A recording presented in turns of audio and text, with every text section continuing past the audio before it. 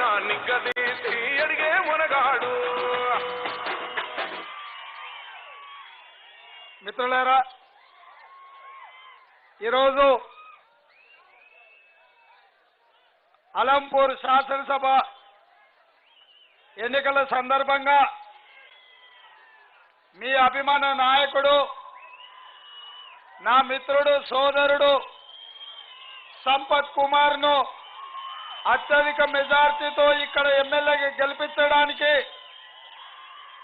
Alampur Congress party కార్యకర్తలు, నాయకులు, వేదిక మీద ఉన్న పెద్దలందరూ కలిసి ఇంత బ్రహ్మాండమైన మీటింగ్ పెట్టి శాంతినగర్లో అద్భుతమైన ర్యాలీని నిర్వహించి అలంపూర్ గడ్డ కాంగ్రెస్ పార్టీ అడ్డా నిరూపించినందుకు మీకు అందరికీ మనస్ఫూర్తిగా ధన్యవాదాలు తెలియజేస్తున్న మిత్రులారా, దారెంబటి చూసుకుంటూ వచ్చిన ఉత్సాహంగా ఉవ్వెత్తున లేచిన యువకులను చూసిన,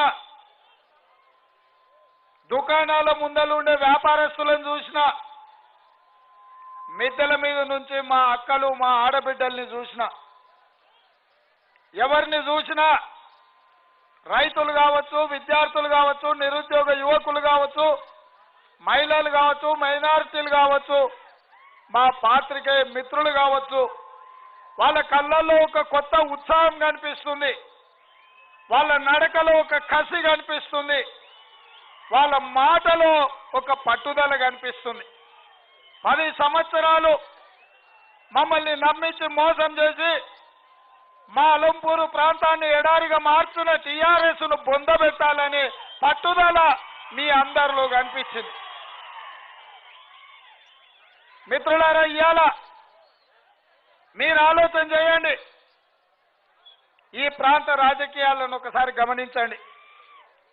2009లో ఆనాడు యువకుడుగున్న సంపత్ కుమార్కు Congress party doctor YS Rajasekhara Reddy గారు ఎమ్మెల్యే బీఫామ్ ఇచ్చిండు.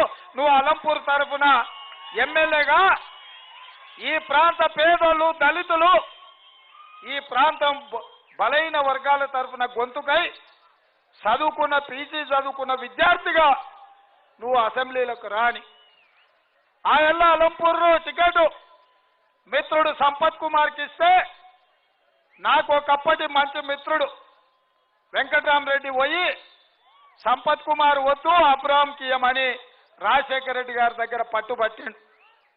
వారి మాట విని అబ్రాహాంకు టికెట్ ఇచ్చిండు.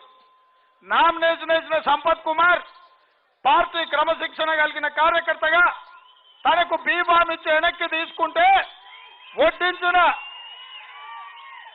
తినడానికి ప్లేటు నిండా అన్నం పెట్టుకొని బుక్క నోట్లో పెట్టుకునే ముందల ఎవడో వచ్చి గుంజుకపోతే కూడా ఆ దుఃఖాన్ని దిగమింగుకొని అబ్రాహాంను ఎమ్మెల్యేకి గెలిపించడానికి ఆయన పనిచేసిండు. తన ఆయన ఒకటే ఆలోచన చేసిండు, కాంగ్రెస్ పార్టీ గెలిస్తే చాలు మా ప్రాంత రైతుల ఆర్డీఎస్ సమస్య తీరుతుంది, ప్రతి ఎకరాకు చివరి ఆయకట్టు వరకు నీళ్లు వస్తాయనుకున్నాడు. ఈ ప్రాంతంలో విద్యా, వైద్యం లేదు. ఏ చిన్నదానుకున్నా కర్నూలు పోవాల్సి వస్తుంది. 100 రూపాయలు ఉంటే కర్నూలు పోయి ఛాయ్ తాగే పరిస్థితి ఉంది. ఇక్కడ ఛాయ్ కూడా దొరకలేదు. ఈ ప్రాంత పిల్లలకు చదువుకోవడానికి పాఠశాలలు లేవు. ఈ ప్రాంత రైతులకు వ్యవసాయం చేసుకోవడానికి నీళ్లు లేవు. కాబట్టి ఇట్లయినా మా ప్రాంత సమస్యలు తీరుతుంది, నాకు పదవి రాకపోయినా పర్వాలేదు, మా ప్రజలు బాగుపడతారు అనుకున్నాడు. ఆయనలో సహకరించిండు, ఎమ్మెల్యేని చేసిండు. 2014లో మళ్ళీ కాంగ్రెస్ పార్టీ సంపత్ కుమార్కు ఎమ్మెల్యే టికెట్ ఇచ్చింది. ఆ టికెట్ ఇస్తే మీరు ఆశీర్వదించి ఎమ్మెల్యేని చేశారు. ఇవాళ మీ ప్రాంతంలో ఎమ్మెల్యేగా ఉన్నప్పుడు 100 పడకల ఆసుపత్రి కావచ్చు, ఆర్డీఎస్ మీద కట్టాల్సిన తుమ్మిళ్ళ సాగునీటి ప్రాజెక్టు కావచ్చు, నకిలీ విత్తనాల సమస్య కావచ్చు, మీ ప్రాంతంలో ఏ సమస్య ఉన్నా శాసనసభలో నాతో పాటు కొట్లాడి వారికి మేమందరం అండగా నిలబడ్డాం. మీకందరికీ తెలుసు, తుమ్మిళ్ళ ప్రాజెక్టు 2014లో కేసీఆర్ గారు మాట ఇచ్చిండు, టీఆర్ఎస్ ప్రభుత్వం వస్తే కుర్చేసుకొని కూర్చొని తుమ్మిళ్ళ ప్రాజెక్టు పూర్తి చేస్తాను. 2016 వచ్చి 2 ఏళ్ళైనా కేసీఆర్ సమస్య పట్టించుకోలే, తుమ్మిళ్ళ పనులు ప్రారంభించలే. సంపత్ కుమార్ ఇదే దగ్గర ఊరేదది సింధనూరులో కుర్చేసి కేసీఆర్ ను వచ్చి కుర్చేసుకొని కూర్చొని కడుతురా తుమ్మిళ్ళని అని చెప్పి ఆ ఇళ్ళ దీక్ష చేపట్టాడు. ఆ ఇళ్ళ నేను కాంగ్రెస్ లో లేను. అయినా మిత్రుడు ఈ నడిగడ్డ రైతుల కోసం కొట్లాడుతుండు. నడిగడ్డలో ప్రతి ఎకరాకు నీళ్లు వారాలంటే ఆర్టీఎస్ లో తుమ్మిళ్ళ కట్టాలి.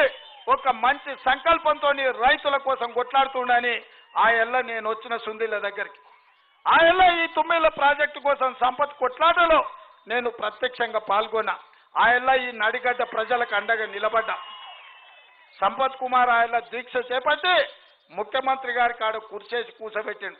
ఆ ఎల్ల నేను ఒక మాట చెప్పిన, చంద్రశేఖరరావు ఏడున్నవయా టిఆర్ఎస్ ప్రభుత్వం వస్తే కుర్చేసుకొని కూర్చొని తుమ్మిళ్ళ కడతా అంటివి కదా, ఇప్పుడు మందేసుకొని ఫామ్ హౌస్లో వండుకున్నావా అని నేను అడిగిన. ఆ ఎల్ల ఈ నడిగడ్డ రైతుల కోసం చంద్రశేఖరరావు ఏడ వండినావు, నీ కోసం కుర్చేసినాం, ఈ కుర్చీలో కూర్చొని తుమ్మిళ్ళ కడుతురా, లేకపోతే మందేసుకొని ఫామ్ హౌస్లో వంటే బిడ్డ బండి కట్టుకొచ్చి ఈడ్చుకొస్తాం అలంపూర్కి అని చెప్పిన. ఎలా దాంతో తుమ్మిళ్ళ మంజూరైంది. టెండర్లు వాళ్ళే తీసుకురు, పనులు వాళ్ళే చేసుకురు, కానీ రిజర్వాయర్లు కింద ఎక్కడ కట్టలే. మళ్ళా ఇవాళ ఈ ప్రాంతంలో వస్తుంటే జోగులాంబ తల్లిని దర్శనం చేసుకున్నా. ఎందుకంటే జోగులాంబ తల్లికి 100 కోట్లు ఇచ్చి అభివృద్ధి చేస్తాను కృష్ణా పుష్కరాలలో నీళ్ళలో మునిగి చెప్పిండు. కృష్ణా జలాలలో మునిగి పుష్కరాల సందర్భంగా జోగులాంబ టెంపుల్కు 100 కోట్లు ఇస్తా అని చెప్పిండు. ఆయన సంపత్ కూడా పక్కనే ఉండే ఎమ్మెల్యేగా. మరి ఆ 100 కోట్లు ఇస్తే ఎంత అద్భుతంగా అయిందో. జోగులాంబ దేవాలయం 5వ శక్తిపీఠం అని పొద్దున్నే చక్కగా ఆడికే పోయినా. ఆడ చూస్తే చెప్పాల్సిన పరిస్థితే లేదు. శత్రువులు ఉన్నా కూడా ఆ గుడి పరిస్థితి అట్లుండదు. పగోడు ఉన్నా కూడా ఆ గుడి పరిస్థితి అట్లుండదు.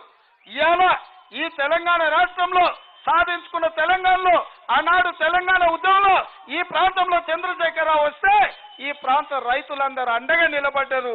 ఆ ఎల్ల పాదయాత్ర చేస్తే ప్రతి ఊరోళ్ళు ఇంత బుక్కెడు బువ్వ పెట్టారు. ఆ విశ్వాసంతోనైనా తల్లి జోగులాంబ గుడి అభివృద్ధికి నిధులు ఇవ్వాలి కదా. ఇవాళ ఆ గుడి పరిస్థితి ఎట్లుందో ఒక్కసారి మీరు ఉన్నోళ్ళందరూ చూసారు. ఇవాళ గుడిని మోసం చేసాడు, రైతులను మోసం చేసిండు. తుమ్మెళ్ళ ప్రాజెక్టును పూర్తి చేస్తాను, ఈ రోజు వరకు పూర్తి చేయలే. 100 పడకల ఆసుపత్రి ఓపెనింగ్ చేస్తే డాక్టర్లు లేరు, ఎవరు లేరు, అసాంఘిక శక్తులు ఇవాళ అక్కడ ఉన్నారు. ఓపెనింగ్ చేసిండు తప్ప ఇవాళ ఆసుపత్రి నడుస్తుందా మీరు ఆలోచన చేయండి మిత్రులారా. ఇవాళ నిన్నగాక నిన్న నడిగడ్డకు వచ్చిండు కేసీఆర్. ఎంత సిగ్గులేనోడా. రేవంత్ రెడ్డి 5 గంటలు కరెంట్ అన్నాడు, నేను 24 గంటలు ఇస్తున్నాను. 7 అన్నానో చూపియాలి. 3 గంటలో 5 గంటలో రేవంత్ రెడ్డి అంటుండు. నీకు నిజంగానే చీము నెత్తురు ఉంటే, నిజంగానే నీ అయ్యకు చక్కగా ఉంటే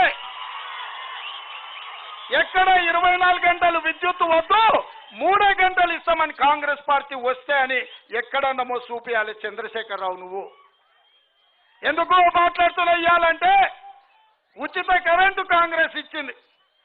రైతుల మీద ఉన్న అక్రమ కేసులు కాంగ్రెస్ పార్టీ తీసింది.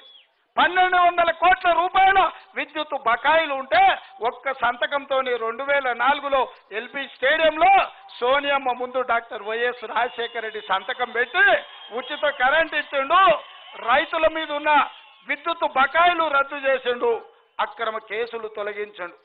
ఉచిత విద్యుత్ పేటెంట్ మాది, ఉచిత విద్యుత్ ఆలోచన మాది.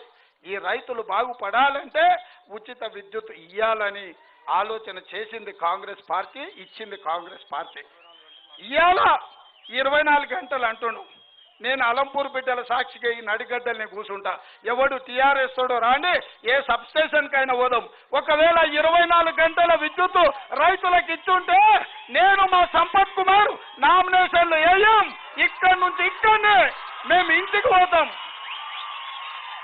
నేను సూటిగా సవాలు విసురుతున్న మిత్రుడు వెంకటరామరెడ్డికి, నువ్వు వస్తావో, నీ తీసేసిన తహసీల్దార్ అబ్రహాం వస్తాడో, లేకపోతే నువ్వు తెచ్చుకోబోయేనికే ఇవాళ కొత్త ఆయన పేరు చెప్తున్నా. ఆయన పేరేందో నాకు తెలియదు, కానీ దొరగారి దొడ్లో గడిలో ఉండే బానిసల్ని తీసుకొని వస్తావా, లేకపోతే కేసీఆర్ను తెస్తావా, కేటీఆర్ను తెస్తావా? రా, సబ్ స్టేషన్ కాడ కూర్చుందాం.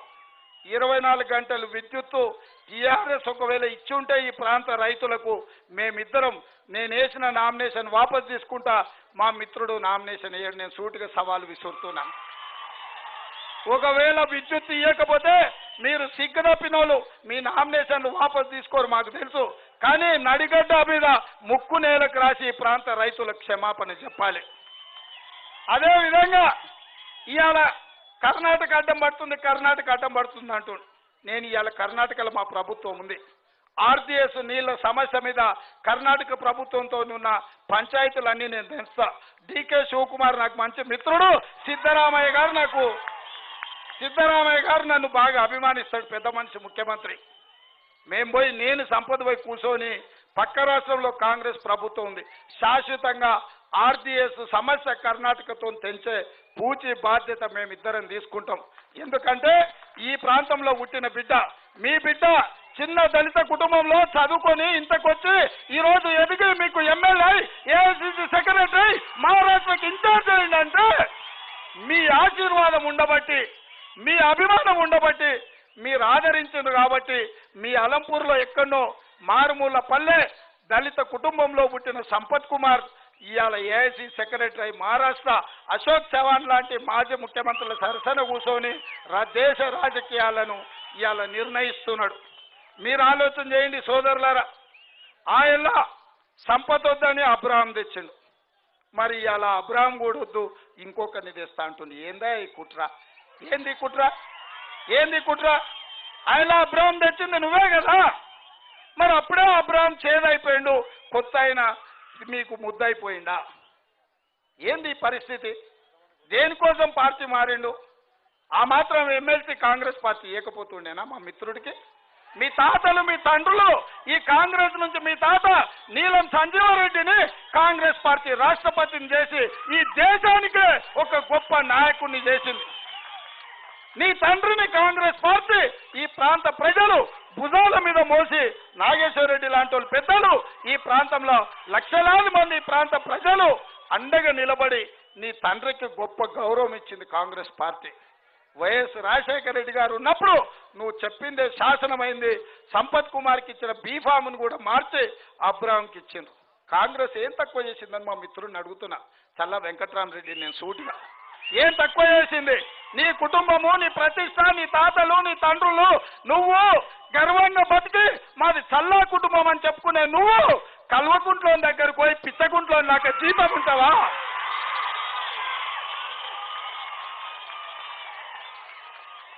ఆ లఫ్ఫుట్టు లోపరిగాని దగ్గర పోయి జీతం కుదురుతావా? ఇది ఇజ్జతేనా నడిగడ్డకని నేను అడుగుతున్నా మా మిత్రులు.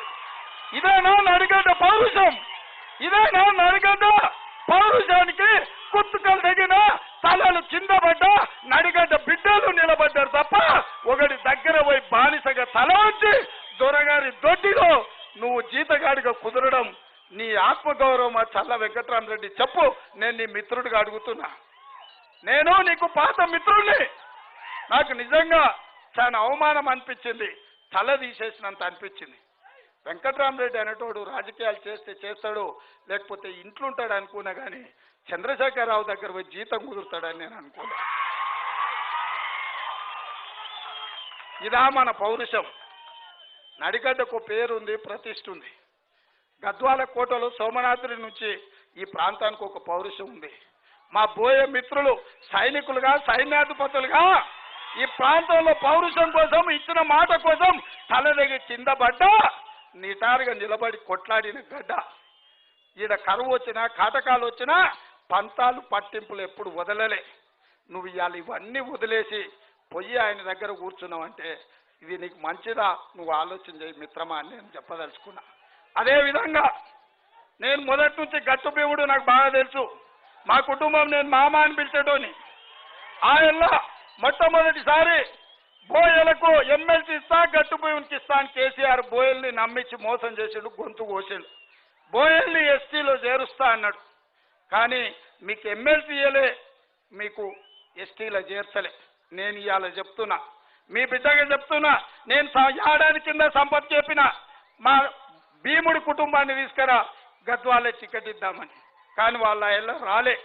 బోయల్ని తీసుకురా, మళ్ళీ గద్వాల్లో ఏ విధంగా అయితే భీముని గెలిపించినమో బోయల్ని గద్వాల ఎమ్మెల్యే గెలిపిద్దాం తీసుకుందా అంటే ఆయల్లా ఎవరు బోయ యువకులు ముందుకు రాలే. దాంతోనే సరితను జిల్లా పరిషత్ చైర్పర్సన్ అడిగి టికెట్ ఇస్తామని మనం పార్టీలకు తెచ్చినాం. ఆడబిడ్డకి ఇచ్చిన మాట కాబట్టి మాట తప్పొద్దని ఆడబిడ్డ సరితమ్మను ఇవాళ ఎమ్మెల్యేగా పెట్టినాం. మీరు గెలిపించండి, మళ్ళీ బోయే బిడ్డలకు బోయే సోదరులకు ఎమ్మెల్సీ ఇచ్చే బాధ్యత నేను తీసుకుంటా. మిమ్మల్ని ఎస్టీ జాబితాలో చేర్పించే బాధ్యత నేను తీసుకుంటా. ఎందుకంటే నేను ఈ ప్రాంతం అని నల్లమల్లలో పుట్టినోని, మీ బిడ్డను ఈడ పుట్టినా ఈడ పెరిగినా రేపు చచ్చితే ఈ మట్టిలో కలుస్తా. మీరు మా వాళ్ళు, మీ బాధ నాకు తెలుసు, మీ దుఃఖం నాకు తెలుసు, మీ ఆవేదన నాకు తెలుసు, మీ కొట్లాట నాకు తెలుసు. నేను మీలో ఒకరిని. ఇవాళ మన చేతిలో కాంగ్రెస్ పార్టీ సోనియా గాంధీ గారు అవకాశం ఇచ్చింది. మన చేతిలో ఉన్నప్పుడు మనం చేసుకోవాలి. వడ్డించేవాడు మనయుడు అయితే బంతిలు ఏడున్నావు బుక్క ఎక్కువ వడ్డించవచ్చు, అవునా? మరి ఇవాళ వడ్డించే పెత్తనం సోనియమ్మ మల్లికార్జున్ ఖర్గే మనకిచ్చిండు. మనం పోయి మందిని అడుక్కునేదేందా? ఎవరిని అడుక్కోవాలి? సిరిసిల్లకు పోవాలనా, సిద్దిపేటకు పోవాలనా, గజ్వేల పోవాలనా, చింతమడక పోవాలనా, ఎర్రవల్లి పోవాలనా? ఏడున్నాడు సన్నాసి. ఒకవేళ ఆడిపోయినా వాడు మంది వేసి పంతాడు. మనల్ని అడుగుతాడా మనల్ని? మాట్లాడతాడా మనల్ని? ఇవాళ వెంకటరామరెడ్డి నేను అడుగుతున్నా, ఈ నుంచి 10 బస్సులు పెడతాం, చక్కా కేసీఆర్ దగ్గర తీసుకొని పోయి కలిపియవా? నీకు అంత పరిపతి ఉంటే ఈ నుంచి రైతులు తీసుకొని పోయి కలిపి 3 రోజులు ఉపాసం అని ఆయన బయటికి రాడు, ఈయనని కలవాడు. కానీ అదే సంపదంబడి రాండి, అర్ధరాత్రి వచ్చిన నా గేట్లు తెరుస్తా. రాహుల్ గాంధీ, ప్రియాంక గాంధీ, సోనియా గాంధీ ఎవరినైనా కల్పించే బాధ్యత మేము తీసుకుంటాం. నువ్వు పోతే పలకరియనోడు, నువ్వు పోతే కలవనోడు ఇవాళ నీకు నాయకుడు ఎట్లయిండు. అందుకే మిత్రులారా, ఈ ప్రాంత రైతులకు నేను చెప్పదలుచుకున్నది ఒకటే, ఇది మన పాలమూరు బిడ్డల జీవన్ మరణ సమస్య. ఇది మన పాలమూరు బిడ్డల ఆత్మగౌరవ సమస్య. ఇది మన నల్లమల్ల అడవిలో పుట్టి పెరిగిన మన బిడ్డల సమస్య. ఈరోజు మన ఆత్మగౌరవం మీద దాడి జరుగుతుంది. ఇవాళ కేసీఆర్, హరీష్ రావు కుట్రలు కుతంత్రాలు చేసి భుజం మీద గొడ్డలు వేసుకొని, వేట కొడవలు వేసుకొని మనల్ని నరకాలని, మనల్ని చంపాలని, మన ప్రాంతాన్ని ఓడించి మనోళ్ళ చేతనే మనల్ని ఓడించాలని కుట్ర చేస్తున్నాడు. అందుకే ఇవాళ పాలమూరు జిల్లా ప్రజలకు, రైతులకు, విద్యార్థులకు, నిరుద్యోగ యువకులకు, దళితులకు, గిరిజనులకు, బడుగులకు, బలహీన వర్గాలకు, మైనార్టీలకు, మహిళలకు చేతులెత్తి దండం పెడుతున్నా. ఇవాళ మనకు ఒక అవకాశం వచ్చింది మన జిల్లాకు. ఇది మన జిల్లా యొక్క గుర్తింపు గౌరవం సమస్య. ఇవాళ మనోడికి అవకాశం ఇస్తే, మనోడిని నిలబెట్టుకోకపోతే, మనోళ్ళ చేతనే పడగొడితే ఇక మనకెవరు దిక్కైతారో ఆలోచన చేయండి మిత్రులారా. ఇవాళ మన ఇంటి సమస్య ఇది. ఇవాళ పార్టీలు లేవు, గ్రూపులు లేవు, గుంపులు లేవు, తగాదాలు లేవు. పాలమూరు బిడ్డలందరూ ఏకం కావాలి. పాలమూరు గడ్డ మీద 14 సీట్లు గెలవాలి. ఇవాళ 14 గెలిచినప్పుడే రాష్ట్రంలో కాంగ్రెస్ అధికారంలోకి వస్తుంది. రాష్ట్రంలో కాంగ్రెస్ అధికారంలోకి వచ్చి ఇవాళ ఈ సన్నాసి అబద్ధాలు చెప్తుండే 24 గంటల ఉచిత విద్యుత్ అని. 24 గంటల ఉచిత విద్యుత్ ఇచ్చే బాధ్యత కాంగ్రెస్ పార్టీదే అని చెప్పి నేను ఇక్కడ రైతులకు చెప్పదలుచుకున్నా.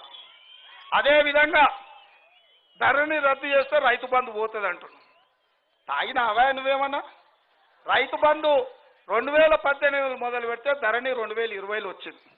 2006-7లో రాజశేఖర రెడ్డి గారు రైతు రుణమాఫీ చేసిన ఆయన ధరణి ఉండేనా?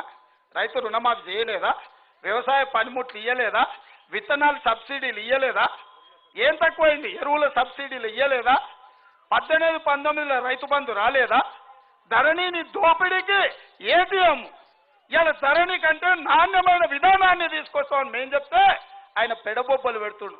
ఎందుకంటే ఆయనకు రోజు ఏటీఎం లాగా మారి లారీల కొద్ది, సంచుల కొద్ది రూపాయలు వస్తున్నాయి ధరణితోటి. ఇవాళ దళారులు వస్తాడు. నీ కుటుంబమే పెద్ద దళారులు. కేసీఆర్ దళారి, కొడుకో దళారి, బిడ్డో దళారి, అల్లుడో దళారి, నీ చుట్టపోళ్ళు అందరూ దళారులై ధరణిని అడ్డం పెట్టుకొని రాష్ట్రాన్ని దోస్తున్నారు. అందుకే ధరణి స్థానంలో అత్యంత అధునాతనమైన సాంకేతిక విలువలతో కూడుకున్న యాప్ తీసుకొస్తాం. మీ భూములను కాపాడుతాం. మీ అసైన్మెంట్ భూములు మీకు యాజమాన్యపు హక్కులు ఇస్తాం. అంతే తప్ప ప్రజలకు నష్టం జరిగే పని చేయరు. మా ఇంతకుముందు నాగేశ్వరరెడ్డి ఆయన చెప్తుండు, ఇందిరమ్మ ఇల్లు రాజోలి ఒడ్డెపల్లిలో మేము 1500 ఇచ్చినాం మా ఇళ్ళ. ఇవాళ ఒక్కరికన్నా డబుల్ బెడ్రూమ్ ఇల్లు వచ్చిందా? వచ్చిందా? ఎవరికైనా డబుల్ బెడ్రూమ్ ఇల్లు వచ్చిందా? రాజోలీలో వచ్చిందా? ఒడ్డపల్లిలో వచ్చిందా? శాంతినగర్లో వచ్చిందా? ఇటుకాలలో వచ్చిందా? చాతూరులో వచ్చిందా?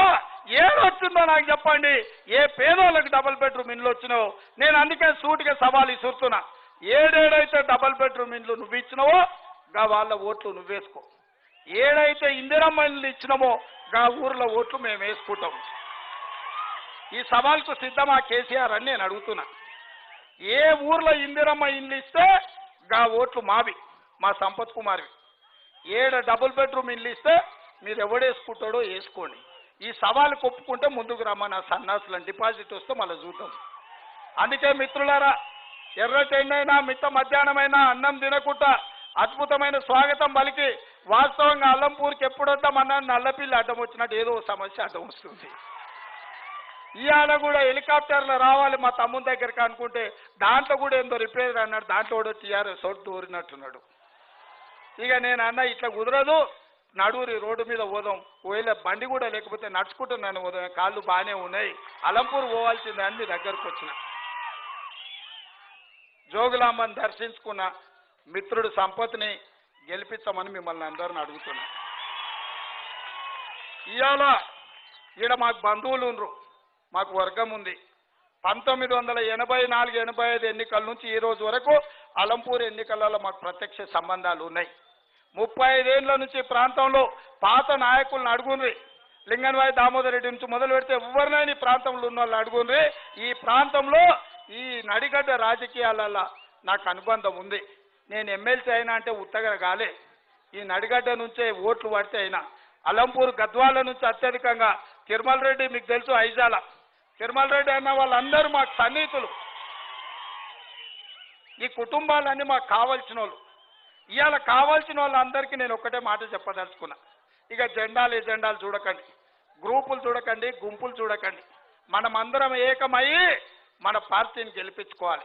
ఇవాళ దొరల తెలంగాణ కావాలన్నా ప్రజల తెలంగాణ కావాలన్నా తెలంగాణ ప్రజలు నిర్ణయించుకోవాలి. ఈ గడ్డ మీద నుంచి నేను విజ్ఞప్తి చేస్తున్నా, సంపత్ కుమార్ను అత్యధికంగా మెజార్టీతో గెలిపించండి. 50 ఏళ్లలో మీ అలంపూర్కి రాని అవకాశాన్ని రాబోయే ప్రభుత్వంలో కాంగ్రెస్ పార్టీ సోనియమ్మ, మల్లికార్జున్ ఖర్గే గారు మీకు ఇస్తారు. ఇంతకుముందు మిత్రుడు చెప్పిండు, మా అన్న ప్రభుత్వం వస్తే మాకు సంతకం పెడతాడని. సంతకం పెట్టే నిర్ణయాలలో సంపత్ కుమార్ కూడా ఉంటాడు. మీరు గెలిపించండి. మీ బిడ్డను గెలిపించుకుంటే మీరు ఎప్పుడైనా ఇంట్లోకి పోయి కొట్లాడవచ్చు, ఏ రోజైనా మీరు అడిగి పని చేయించుకోవచ్చు. కాబట్టి మీరందరూ సిద్ధమే కదా? సిద్ధమేనా? సిద్ధమన్న వాళ్ళందరూ చేయి పైకి ఎత్తురు. ఈడ మధ్యలో ఎత్తుతలేరు, జర్నలిస్టులు అయింది వీళ్ళు. మీకు కూడా ఇళ్ల పట్టాలు ఇస్తాను రా నాయన, చేతులు ఎత్తురే. జై కాంగ్రెస్, జై జై కాంగ్రెస్. హస్తం గుర్తుకే, హస్తం గుర్తుకే, హస్తం గుర్తుకే. జై సోనియమ్మ.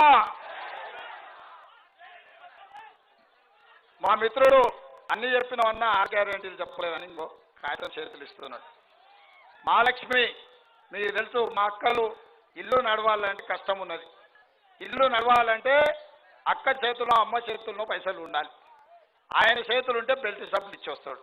అందుకే మా అక్కలకు ప్రతి 2500 రూపాయలు జీతం ఇచ్చినట్టు ఇవ్వాలని కాంగ్రెస్ పార్టీ నిర్ణయం తీసుకున్నది.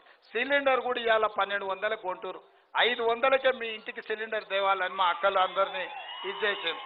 అదేవిధంగా రైతు భరోసా కింద ప్రతి ఎకరాకు పెట్టుబడి కింద ప్రతి సంవత్సరం కౌలు రైతులకు 15,000 ఇవ్వాలని, ఉపాధి హామీ కూలీలకు ప్రతి సంవత్సరం 12,000 ఇవ్వాలని నిర్ణయం తీసుకుంది.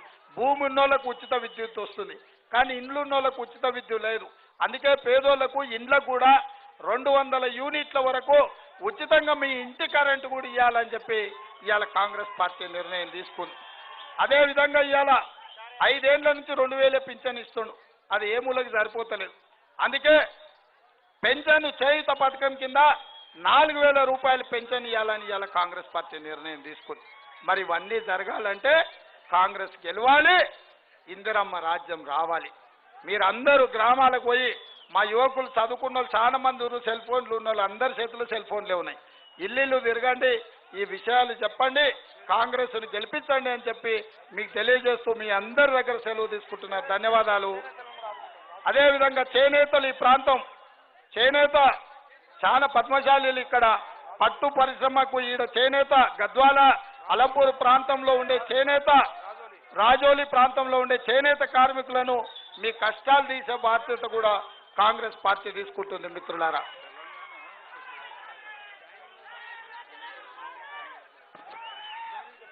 మరి ఈనాటి ఈ కార్యక్రమంలో బీఆర్ఎస్ పార్టీ నుండి కాంగ్రెస్ పార్టీలో జాయిన్ అవుతున్నటువంటి నాయకులు, సర్పంచులు, అదేవిధంగా కార్యకర్తలు, వీరాపురం సర్పంచ్ బి రాముడు గారిని వేదిక మీదకి రావాల్సిందిగా తెలియజేసుకుంటున్నాం. వీరాపురం సర్పంచ్ బి రాముడు గారు కాంగ్రెస్ పార్టీలో జాయిన్ అవుతున్నందుకు వారికి స్వాగతం, సుస్వాగతం. అదేవిధంగా బుడబొరుసు సర్పంచ్ ఎస్ తిమ్మప్ప గారు కూడా బీఆర్ఎస్ పార్టీ నుండి కాంగ్రెస్ పార్టీలో జాయిన్ అవుతున్నారు. వారికి కూడా కాంగ్రెస్ పార్టీ తరఫున స్వాగతం, సుస్వాగతం. అదేవిధంగా బుడబొరుసు యూపీఎస్ సర్పంచ్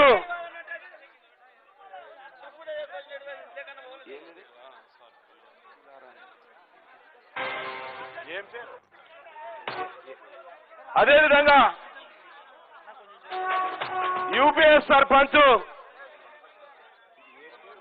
రంగుల జెండా బట్టి సింగమోలే కదిలినాడు ఒక్కరు కాంగ్రెస్ సూర్యుడు మన రేవంత్ బుడబొరుసు యూపీఎస్ సర్పంచ్ సిలర్మియ గారు కూడా వేదిక మీదకి వచ్చి పార్టీలో జాయిన్ కావాల్సిందే తెలియజేసుకుంటున్నాం. అదేవిధంగా నారాయణపురం నుంచి శ్రీనివాసు, అదేవిధంగా శ్రీనివాసు యోహన్ గారు కూడా వేదిక మీదకి వచ్చి కాంగ్రెస్ పార్టీలో జాయిన్ అవుతున్నారు. అదేవిధంగా పైపాడు నుంచి నవీన్ కుమార్ గారు, అదేవిధంగా బోయ రామకృష్ణ గారు కాంగ్రెస్ పార్టీలో జాయిన్ అవుతున్నారు. అదేవిధంగా వీరాపురం నుంచి ఎం రామకృష్ణ గారు సర్పంచ్ కాంగ్రెస్ పార్టీలో జాయిన్ అవుతున్నారు. వారు కూడా వేదిక మీదకి రావాల్సిందిగా తెలియజేసుకుంటున్నారు. అదేవిధంగా చిన్నరాముడు గారు, టి మధ్యలేటి గారు, అదేవిధంగా